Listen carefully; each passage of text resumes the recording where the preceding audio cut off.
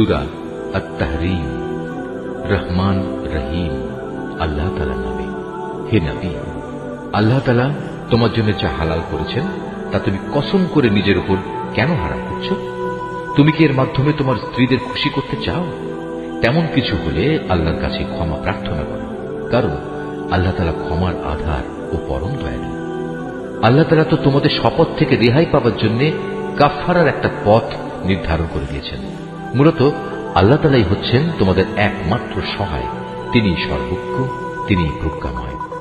যখন আল্লাহ নবী তার স্ত্রীদের একজনকে একান্ত চুপিসারে কিছু একটা কথা বলল এবং সে তা অন্যের কাছে প্রকাশ করে দিল, আল্লাহ তাআলা তার এই বিষয়টা নবীকে ওহীর মাধ্যমে জানিয়ে দিলেন।